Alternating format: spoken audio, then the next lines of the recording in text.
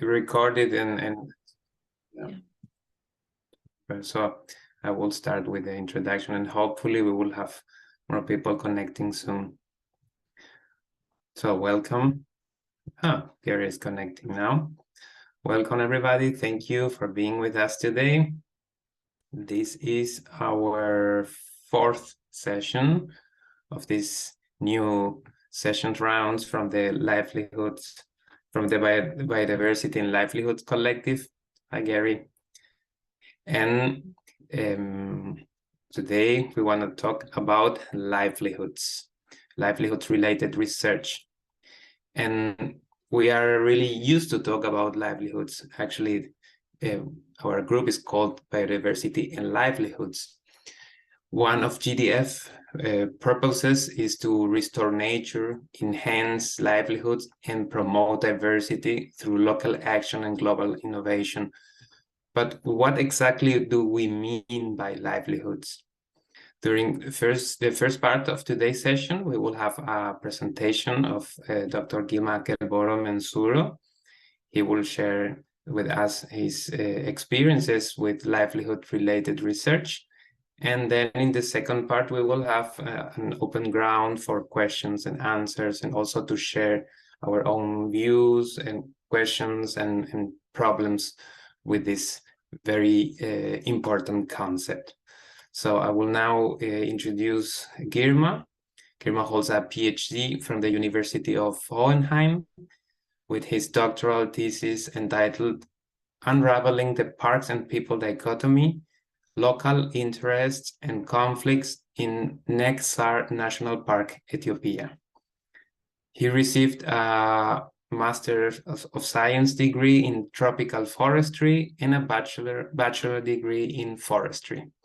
He currently works at the position of Senior Researcher at CEF, the Center for Development Research in Bonn, in the field of environmental social science, with main research interest in cultural landscape heritage, social ecological systems, political ecology, biodiversity conservation, protected areas, and community forestry.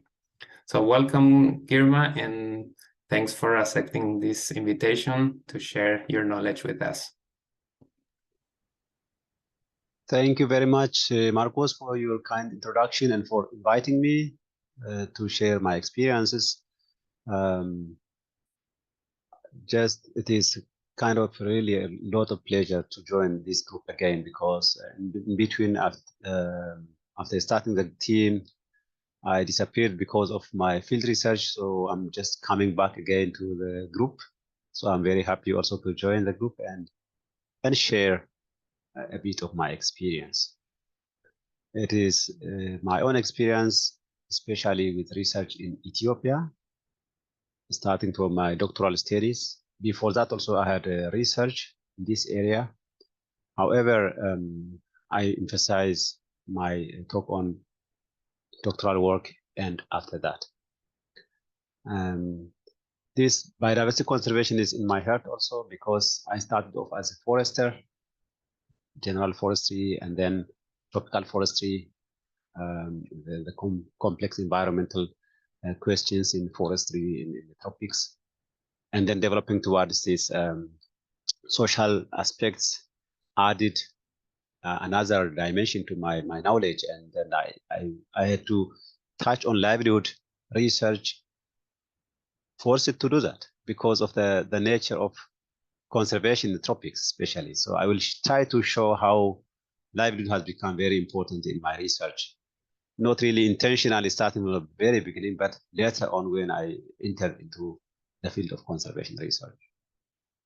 I'll share you my screen PowerPoint presentation and try to base my talk on that.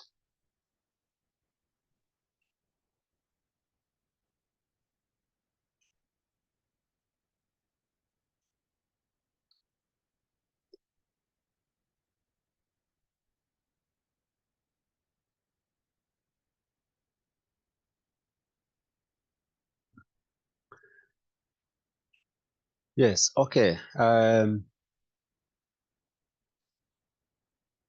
When we talk about livelihood, it is also, that means people and nature.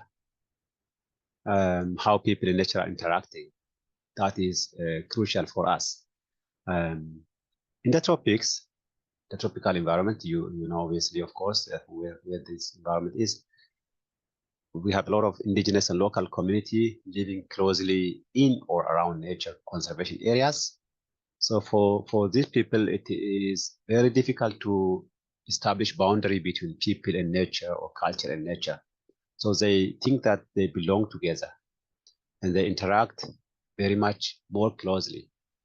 If we think of, especially in the West, in Europe, nature is a place where people go for recreation mostly. In Germany, I live in Bonn and in the surrounding areas, we have nature protected areas like Königswinter, the Seven Mountains, where we have a lot of nature protected zones, and people go there to get fresh air, to have entertainments during the weekends and so on. But in the tropics, those areas are where they live. So it is not separate zonation that people understand. So it is totally different. In my understanding, culture defines nature. It may be arguable and open to discussion, but I see that culture defines nature and nature affects culture. So culture gets lost without nature, and nature gets its meaning from culture. That means for indigenous or local communities, nature is not just a source of resources for their life, but it is, of course, again, part of history and belonging. We now come to livelihood, and therefore we emphasize that people obtain resources from the environment or nature for living. But please think that it is more than that for them. That makes the issue of livelihood to be an integral component of conservation research, considering natural resource, nature as a source of resources for livelihood. And I try to go into a bit of the concept of livelihood before moving further.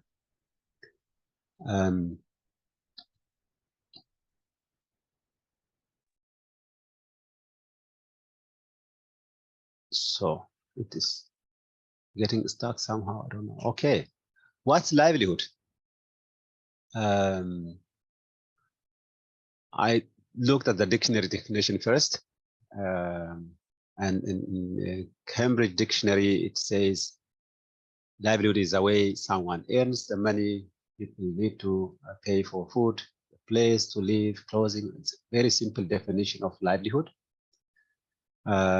However, when we go back to the understanding of livelihood, it is to analyze, for example, to analyze people and environment interactions and resources and so on. We should, of course, recognize the roles of Chambers and Conway. They started with a very nice working paper where they defined livelihood. Livelihood comprises people, their capabilities, and their means of living, including food, income, and assets. So this is kind of building block. After that, the livelihood concept has been developed a bit more into the analytical level. And livelihood comprises capabilities, assets, and activities required for a means of living. So then they have also indicated about this sustainability in their definition. However, when we look at what DFID did in 2000, I think this is also what Marcos had also shared. Livelihood is sustainable and it can cope with and recover from stresses and shocks. So resilience, the concept of resilience comes in there. Where there is shock, it has to recover. This is easier for me to understand when I relate this to the forest ecosystems, for example, disturbance and recovery of forest ecosystems, especially tropical natural forest ecosystems. So the capacity to recover back is very, very important to the concept of sustainable livelihood. Sustainable livelihood, as I said, it was the sustainability was covered in Chambers and Conway in 1991. As I said, there is environmental sustainability and social sustainability. And these days also researchers are really considering the aspect of political sustainability, which is crucial in governance. However, this environmental and social sustainability capture a lot of issues.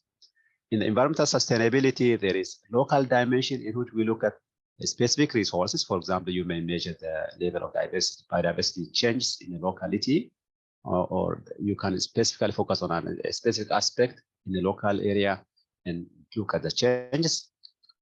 It can also be global, like greenhouse gas emission and other issues related to global changes. Intangible assets are also there, like, for example, the access issues. Then when we come to social sustainability, there is also coping aspect, coping with stress and shocks, dynamism of livelihood capabilities, also intergenerational sustainability. That's very interesting, especially when we talk about landscape heritage. In my research, in my current research, for example, we don't just talk about the history, what has been happening in the area, but also we look at the flow of knowledge between generations. Conso cultural landscape in Ethiopia is world famous landscape, registered by UNESCO as a cultural landscape heritage, as a global resource, that means. And then when we look at the knowledge flow between the older generation and the younger generation, we see a lot of issues. That aspect is very important when we talk about sustainability, especially social sustainability of an ecosystem or a landscape. So these are captured parts of issues to be considered in sustainable livelihoods. I hope many of you know this famous framework, which helps in analyzing sustainable livelihoods, developed by DFID. There we have, I should try to, okay. You can see, if we begin from the end, we have livelihood outcomes, ultimately what people want to achieve, let's say. Improved income, well-being, security, reduced vulnerability, food security, especially improvement in such food security, sustainability of natural resource base. These are important issues that we consider in livelihood analysis. These are outcomes, what we want to achieve at the end. However, when we go back, we have to look at the resource, and then there we see that we have a lot of issues to consider. However, the category, the whole thing is categorized with 5 assets.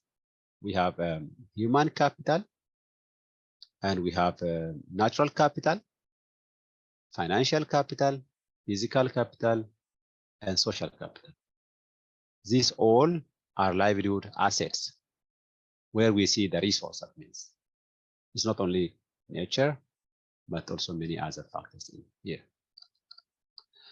And these are under influence of transforming structures and processes. In the structure, we may see, for example, government, private sector, which are playing roles. And there are processes, policies, culture, institutions, laws. We also have vulnerability context. This is crucial because what happens after shocks and what is a trend and the seasonality. And the whole system is interacting. We should always consider that. And finally, this complex interaction lead to decisions by people to do some livelihood strategies, which lead to outcomes or what we want to achieve. It is a continuous process. It is not linear. It looks linear, but it is very continuous process, changing process. And later on, this has been modified a lot. And you can find several versions of this basic framework. For example, we try to work on using this framework on food security questions and dam issues in Ethiopia with a doctoral student. And we came up with the next framework. It's this one. I'll show you. It will come hopefully soon.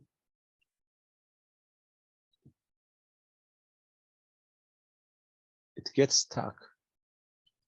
Yes. So Yes. this is the one that we modified in the doctoral research with a student from Ethiopia. We see that we have a risk, a very crucial component inside, which is not that much visible in the original framework. When we see risk, it is also related to perception. The level of perception also differs between community members, individual households, and so on. This perception affects the type of strategy people follow. For example, in terms of crop choice, combinations, in intercropping, land-management practices, livestock also, what to do with the livestock we have, and off-farm activities, which also includes going to nature, protected areas and forests, transfers from different sources. So the risk perception is there, and this risk perception is affected by, of course, many factors. The perception about resource, its dynamism, structures, processes. There we have actors, different actors, institutions, cultures. We have also vulnerability context, shocks, trends, seasonality. So these all affect perception, and then the households decide on the strategies based on that. And then this affects finally the livelihood outcome. Like in our case, it was about food security, about income, vulnerability reduction, and so on. So it is a more complex framework that we adapted and redeveloped for our purpose. So you can also do the same for your own area. You can define, you can take the basic framework and develop it into your own context and do research.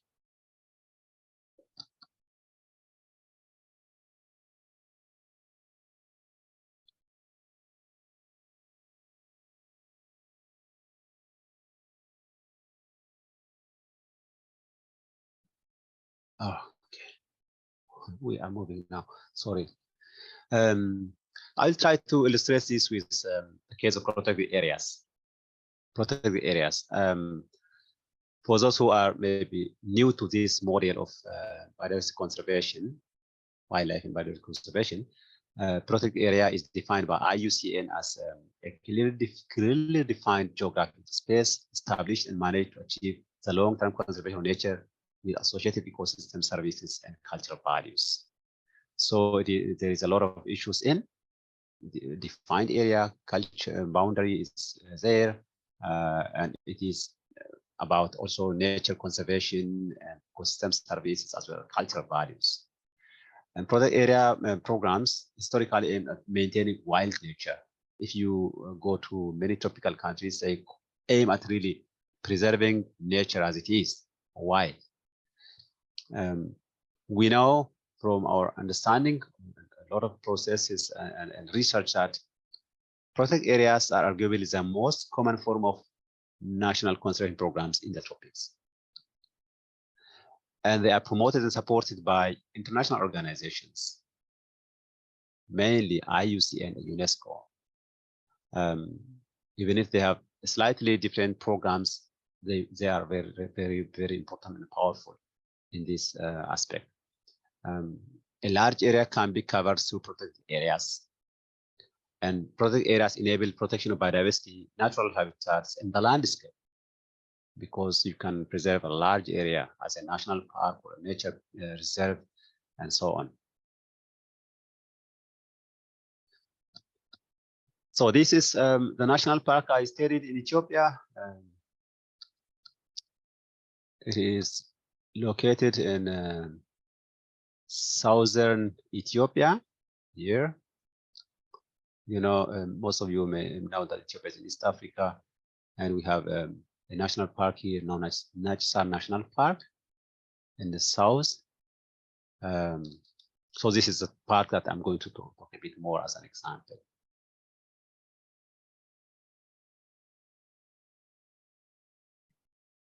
Okay. This park was established in 1974 on an area of about more than 500 square kilometers, mainly to protect the endemic spine service. This is found only in Ethiopia. And of course, there is also a lot of fauna and flora diversity in the area. The latest information I have is that now the endemic spine harpist is extinct locally from the national park because of conflict, and people had to hunt it down, and it was not possible also because of grazing pressure, overgrazing by livestock. This is an issue for us as conservationists, for all of us. Just a methodological aspect, I used mixed methods, a lot of qualitative data, through focus group discussions, participatory resource mapping, in-depth interviews, participant observation, and then also a bit of quantitative data using sample household interviews.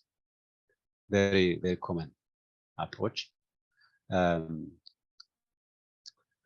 what did I find out? And what did I find out? I think it's mostly obvious. For conservationists, the project area is to conserve biodiversity in the landscape. They are very happy if the nature is preserved. For local people, it's more than that. You can see on the picture, let me show you. Here, you can see some cattle here. This is only a small number at home in the house. They stay together. Maybe they are sick or they're weak, and they stay together in the same house with the people. I used to sleep also in one small bed somewhere inside. And this family, for example, has normally about more than 300 cattle. So if you count the number of households living in the park, more than 100, each of them having 200 or more livestock, cows, cattle. Even I had discussed with one family that had 700 cattle. So the population of cattle is really a lot, and a lot of cattle population pressure, and there's a conflict, cause for conflict. Culturally, people think that without cattle, there's no life for them. And that area is important for grazing. And this is creating a lot of conflict with the conservation objective of like spine service, for example, and other grazers. And the whole national park is being disturbed. From the conservationist point of view, there's a lot of disturbance. However, people say that no, this is disturbing us because traditionally we have been conserving it. It has been important for us as a source of medicine, as an area for grazing, and we used to move around as pastoralists. Now we are blocked because of expansion of agriculture and infrastructure development. We are blocked into a smaller area, and because that our land is getting lost, resource integrated, nature is being lost, and that also means history is being lost for the local communities, the culture. Just a tip. Here is a guest, and then when the guest comes, people wash their feet. The family. You cannot wash your feet yourself if you come to that national park. It's part of culture and tradition and level of respect that they give to people. And they say that we are able to preserve our culture because of this nature. And we belong to nature. We know the burial sites of our ancestors. And that means the whole ancestral spirit is here in the national park. So the national park and the land itself is something that they almost worship partly. So for them, it is unimaginable to separate them from the park. And it's also the same with the culture of having a lot of cattle. It's so complex. So for the local people, this area is a grazing pasture, not really a conservation area. It is also location of farmlands. There are farmers who come to this area to carry out agricultural practices, and for them, it is farmland. It is protected for the conservation authorities, but for them, it is not.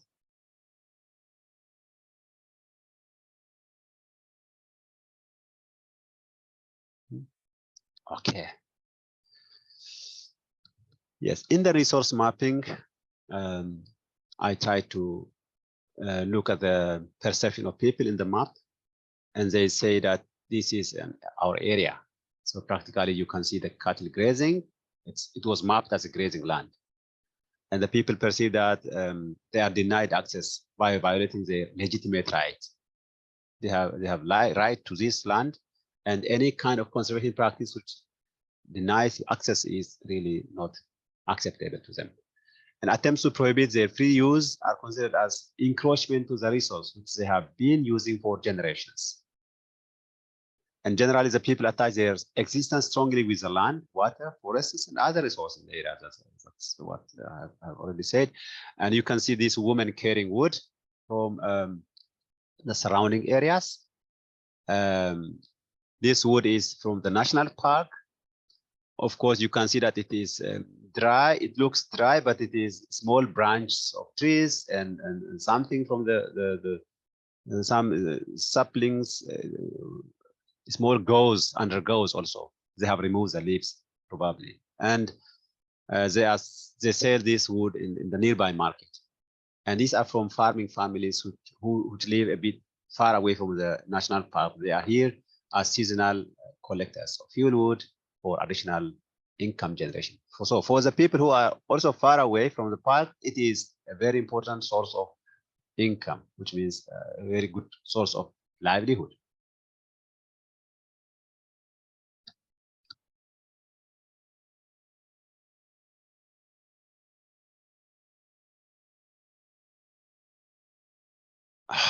Slow process, I don't know why. This is a map that I was telling you, the land use map people made. Their land use map, not official, but for them, this is where they live, the settlement area. This is a grazing land. For the national park, this is the main grazing land for the swine service, the antelope. And the antelopes, there are also smaller antelopes living here. So for the people, this is a fishing ground, but for the park authorities, it is a aquatic conservation zone. So there are differences. People use forests from here, but this is very important forest known as freshwater forest. The only water forest we have in Ethiopia. Forest in the water, and a lot of springs come out of this. More than 40 springs from a very small area. So it is golden forest area, protected on paper. So it is generally kind of protection on paper. Otherwise, people have their own land use. So the resistance continued. That means the reason, not because they lack awareness, not because they lack knowledge, but they have limited livelihood alternatives. And they have also cultural and emotional attachments to the area and to the place. There is also lack of trust on government due to the experience of top-down measures over decades. So all negotiations seem to be unacceptable.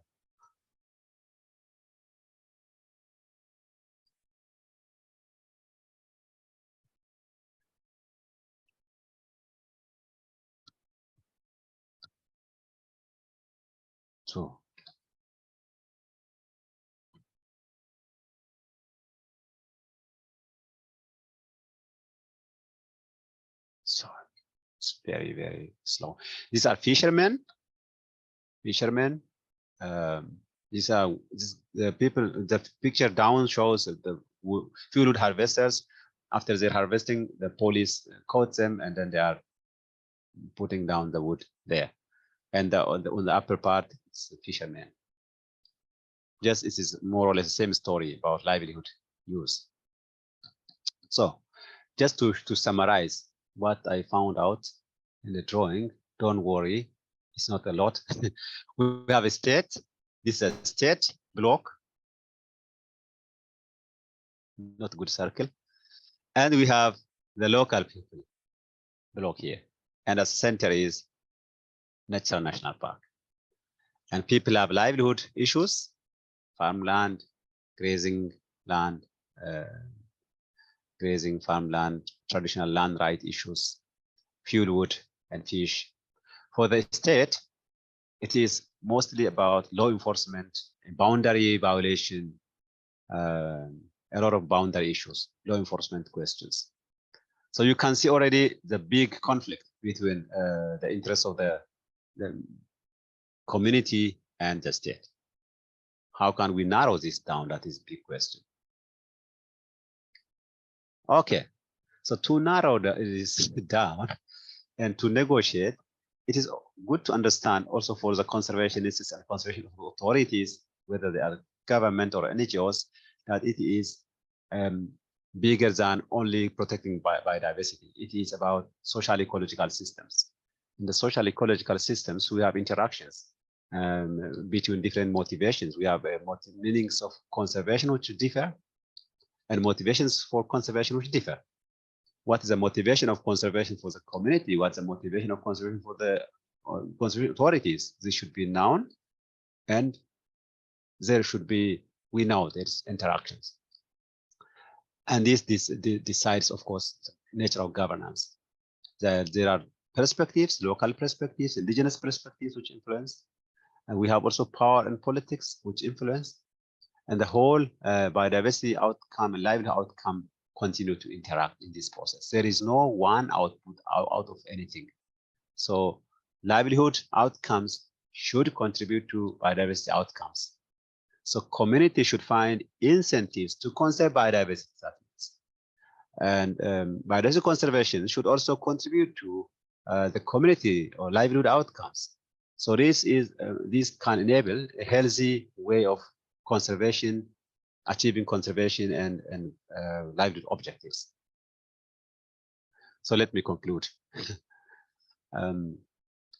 Biodiversity conservation in general in the tropics that does not integrate livelihoods may succeed only temporarily. It may succeed, of course, if you use power, if you use military force. So temporarily, forests can regenerate and the area can be green, but sustainability is under question. Sustainable biodiversity conservation can be achieved only when all parties, people, government, civil societies work closely. And biodiversity conservation thinking should integrate local livelihoods and work towards co-management or community-based conservation approach. Still, with a lot of questions on power issues and who decides on what, this should be carefully considered. This could reverse the traditional top-down biodiversity conservation planning, which are based often on projects and programs that end after some years, and then the area will be degraded again. So yeah, thank you very much for your attention. This is a lot of collaboration work, and I'm trying to just summarize it. Otherwise, if you have questions, comments, reflections, or your experiences, that would help a lot. Thank you very much.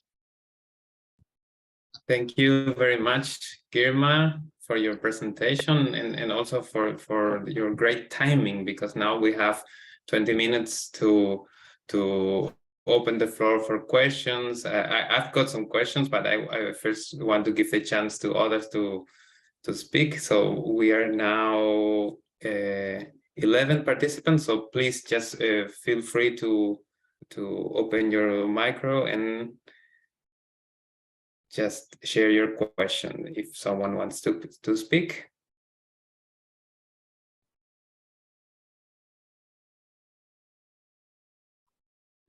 So let me ask a question, Girma. Oh, Inansh?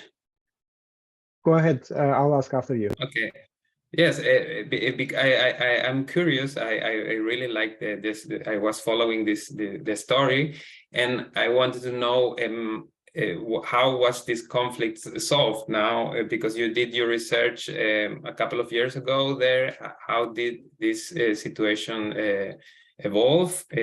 Were they able to sit down and develop like a co-management approach, or is this, the situation is much or less the same? That's my first question. Can I respond directly or wait for other questions? As you wish. As you wish. I would like to respond immediately. The issue has not been resolved. It has. I heard that. I also travel now because of this landscape heritage research, and pass through this park where the park is located, and I could talk to the people there and the officers there. The situation has become even worse. There is also political tension, which was not there at that time when I did my research. Now there is a political tension between different interest groups who are not really fighting over the resource, but they fight each other. And they think that in the future, if anyone leaves this resource, they are not sure who will be taking care of the resource and who owns it. So that is part of the reason why the antelope is extinct locally. Mm-hmm. We have done the research. I try to share them different ways. They have also copy. We try to discuss with them, but they say that it's more than technical issues. There are political issues. I have published also a paper from this, which explains how the overlapping of two regional states in this park has been a problem. The Ethiopian governance system is organized such that we have ethnic federalist group, ethnic federalism, ethnic regions. So if you are ethnically organized, that means you try to define your boundary clearly, and then if there is a boundary overlap, there's always conflict. So this national park is established between two regional states, big regional states. So they want to control, even if it is administered by the Federal Conservation Authority, Wildlife Conservation Authority. Each of the region wants to take that into its own land administrative system boundaries. It's much more complex. Thank you. Someone has a question for Girma? Okay, I will come in. Thank you for the presentation, Girma. It's very nice to see you again. It's been a long time. I'm curious to know if you see any potential collaboration between the stakeholders for a different type of use of the fields of the park area, and if so, what kind of things can come out of it that might help them collaborate in the future? The stakeholder collaboration was, there was an NGO there that tried to facilitate collaboration and stakeholder negotiation discussions. The problem was the initiative couldn't continue because of bigger political questions. So if these political questions are addressed, I'm quite sure that there is always a chance, because local communities, both pastoralists and farmers, want to have the area also available as part of their culture and history. So it is not really a major problem from their side. The only thing is that we have to think of addressing livelihood issues for both pastoralists and farmers, which is still a challenge, but it's more technical challenge than the political. So the political, if we are able to, the political bodies are able to sit together and talk, then there is a chance to save this national park.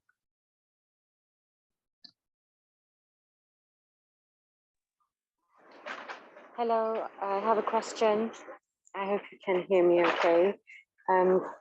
Girma, thank you so much for the presentation. That was really interesting.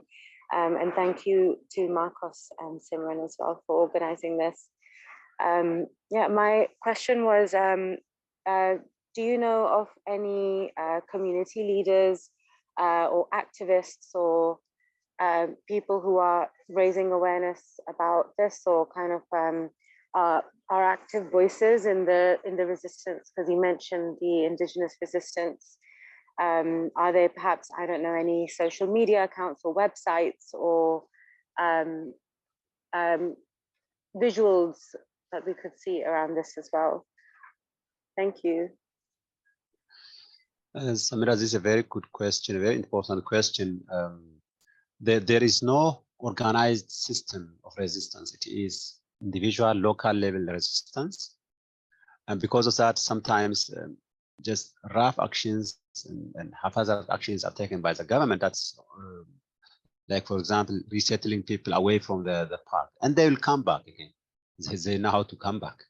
So the government use force, kills some people, and then after some time they come back.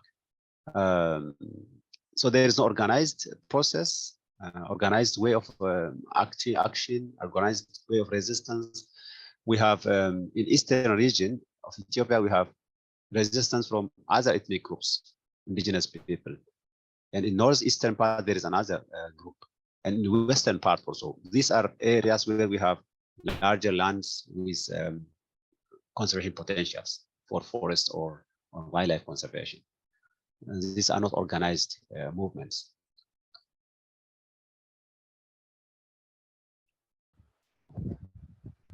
Hello. Hello? Yeah, Girma, can you hear me? Yes.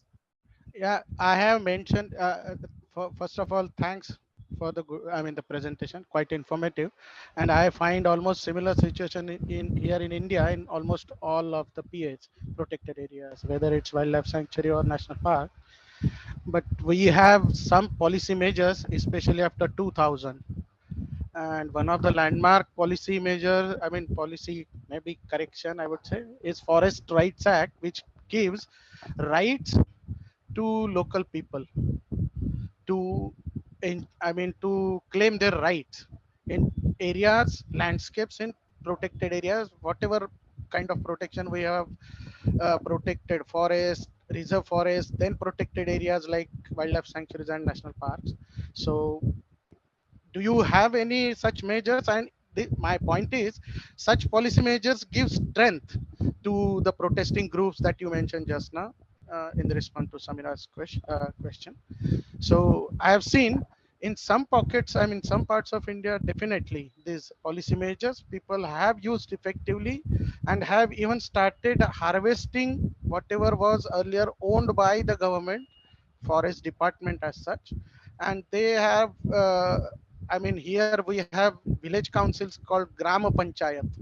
They are village councils and they open bank account in village council's name and have sold these harvested forest products and have earned quite good money and are using it for village development. Yeah, sorry. So Okay. the question I have already mentioned there in the chat. Yeah. So do you have policy measures? That's basically question is very simple. Yes, very, very simple. But the answer is also simple, but practically it's very difficult. We have policy. A lot of lessons were learned in the 1990s from India regarding this. Of course, a lot of it comes from the forestry, forest conservation approaches, participatory forest, joint forest management approaches and practices that developed in the 1970s and 80s. And later on, India has advanced a lot in this regard as well. So Ethiopia has learned a lot from India, and we have policies. And the problem is these policies are not properly implemented. The revenue generated, for example, from this national park is channeled to the Federal Wildlife Conservation Authority, not really to the communities to manage it and implement it in the area for development. That's why they are not really seeing any value from this conservation practice. So when you ask them if this is a national park, they said no, it's not a national park. But from their perspective, if you ask them how important this land is, yes, they say it is absolutely important. It is our life, it's our history, not as a national park, but as a kind of nature itself. So they don't see any value because of this gap in implementation.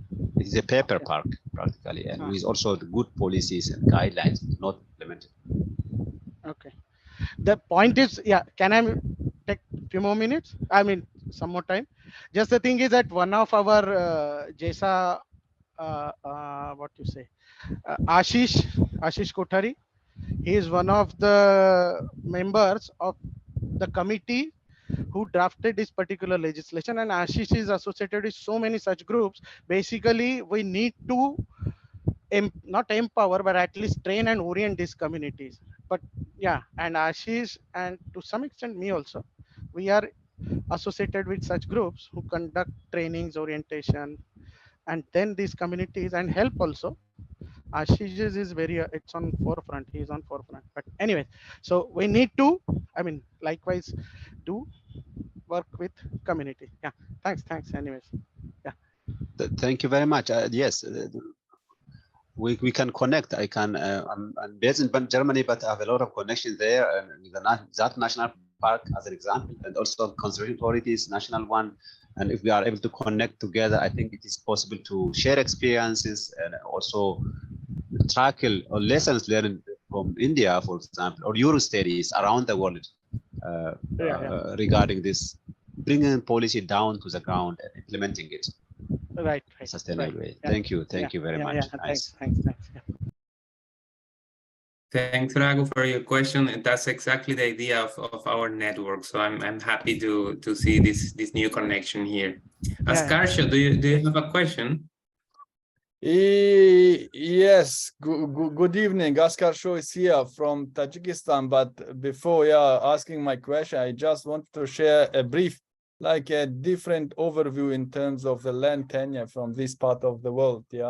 Tajikistan, formerly being as part of the Soviet Union, you all know, land collectivization, state-owned land, and then collapse, and like out of 15 countries all went for private ownership, but only Tajikistan, I don't know why, stayed for land like owned only by the state. That state only like guarantees the use and distribution of the land, all types of land. But yeah, I'm currently in like kind of an assessment and facing this kind of challenge, like in terms of like doing some assess for international organization in terms of land donation, reclamation, and land like in terms of taking land in for the implementation of the big projects, and these kind of issues like we are facing with especially with the local indigenous people who have been like witnessed and used their lands, kind of pastures and forests for centuries, even continued practicing over like the Soviet Union period. But now then it's still the same system. And when it comes to the project, the government just says state-owned, where you want, you implement your project for the sake of the national development, stuff like this. Just curious about what like the role of this kind of international communities in securing this kind of rights to local communities, local indigenous, and that part of the world. I mean, the UN declarations on the indigenous rights and all this kind. Just my question, what's your practice in terms of bringing them into the field, like to compromise these kind of rights? As you said, intermediate or mediation between the government and the local people, stuff like this. Thank you. Thank you, Askarsha. I think from my side, I don't have this kind of experience in mediating or indigenous communities and in the state. An NGO came to Ethiopia National Park, the National Park I studied. Then the NGO had a lot of money and tried to start the negotiation process between people and the state to facilitate the discussion so that people also negotiate to secure their livelihood from the conservation area. And the government is able to conserve the area for wildlife and biodiversity conservation, landscape conservation purposes.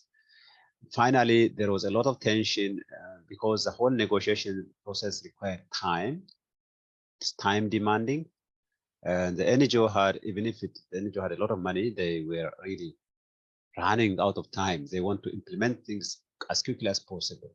But people needed time to digest, to map things out and think of the future generation, because the parents think of their children. Well, even if we decide today what will happen to our children next next after 20 years or 15 years.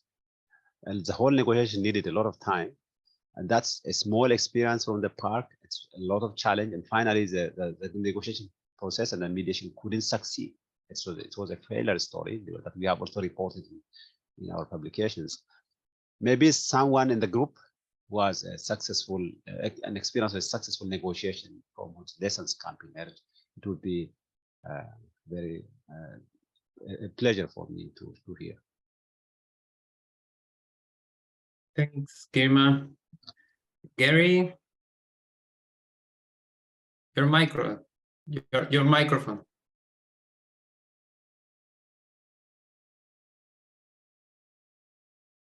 I'm glad. Thank you for that presentation.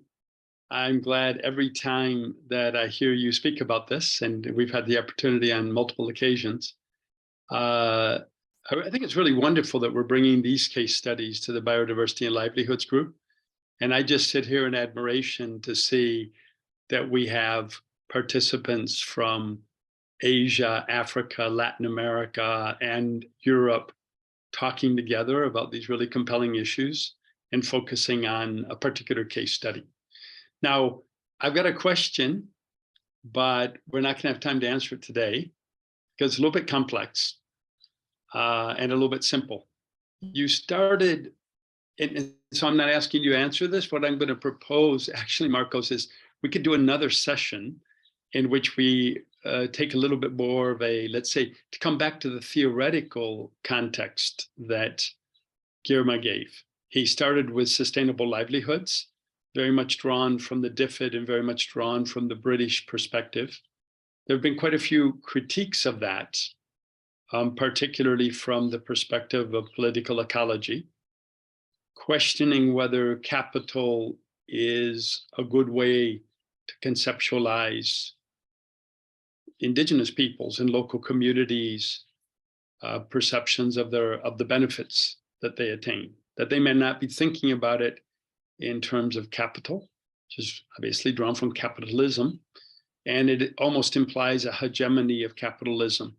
And so there's been a number of critiques there, and I wondered if in using that framework and using it also to advise students, if you have come back to a critique to say, many people use the framework, many people critique the framework, and if you engaged in that kind of debate.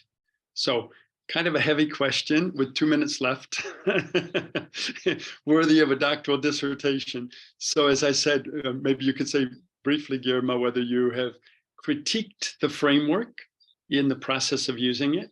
And then to Marcos, maybe just throwing that out there as an idea, we have quite a few political ecologists in our network that we could even have a session on political ecology and even take the sustainable livelihoods framework as one of the things we may critique with a political ecology approach.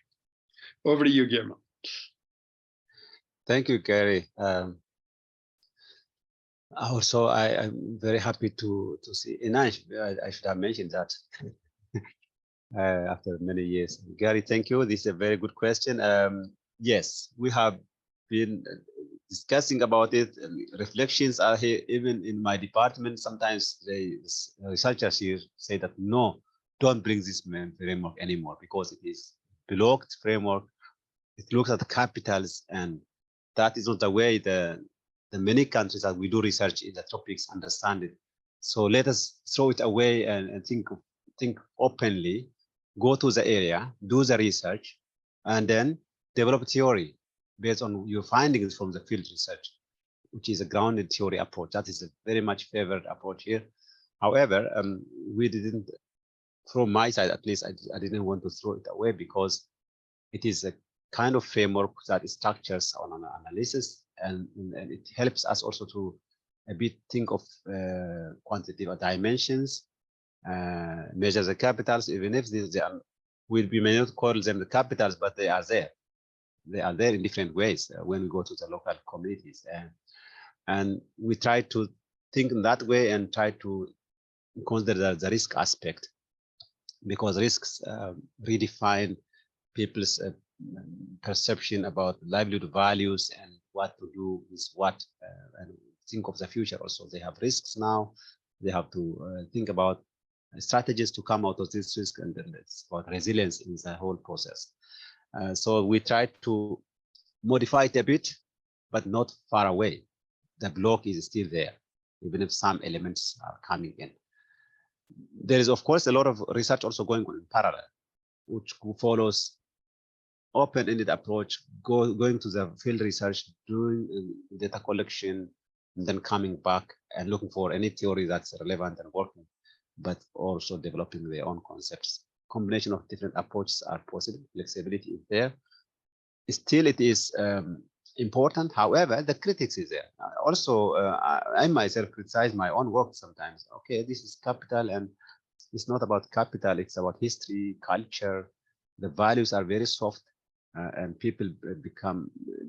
It's very vague for the local communities or indigenous communities to understand in terms of capital. We are only the ones to observe and give meaning to what's going on there. So it is open, Gary, and as I said, it is a lot of work that is going to happen in the future.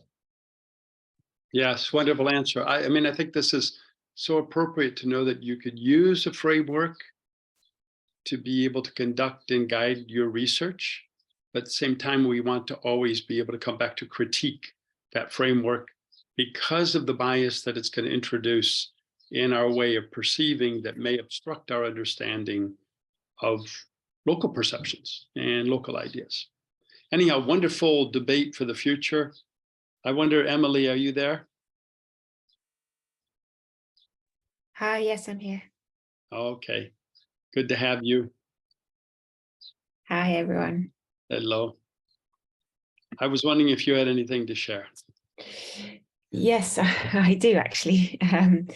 I just got literally, I guess, a few minutes ago, an email from the Darwin Initiative that is, well, we have been granted the project money to do our biodiversity and livelihoods work for the next 2 years. So to continue this particular pod, transform it, do the mentoring academy, develop a toolkit, and all sorts of tools around decolonizing conservation research, practice, and funding, and everything else that's in the grant, which I need to remember now. Can't remember everything, but I will be starting to work on the sort of kickoff implementation of that in a couple of weeks. So anyone who's interested in participating in that process, let me know, and we can start developing a plan for the implementation of the grant, which is very exciting. Wow, congratulations. Really excellent news. For those of you, and I think you all know, but maybe Raghu, you don't, this group actually started after GESA 2022 because we had talked about fundraising, and we kind of started this as a group to look at how to do Darwin Initiative proposals, including the one that Emily has just told us the great news that is accepted and funded. There will be a few other answers coming in from others in our group. Anna Elia, Rashid, and Abdallah submitted. In the end, as Karsha, we decided to wait for a year. So we may be hearing some other breaking news, good or bad. It's all good because we can reapply for those ones that didn't get it through. I would like to mention, Emily, and to all of you that I will be going to, so part of the grant, and I think you briefly mentioned that, Emily, or maybe not, is about connecting with the possibility of having master's interns from British universities and connecting with British universities, which can support then other proposals that come out and that we may submit, that you may submit in the future. I'll be going to University of Cambridge on Wednesday of next week, and I will be able to meet with the people of the Conservation Leadership MSc. I'll be speaking to the students, and I will be trying to negotiate, if you wish me to do so, Emily, that Cambridge is one of those universities that could provide master's MPhil students for collaborative projects in which we could give them an internship and support Global South organizations to know how to integrate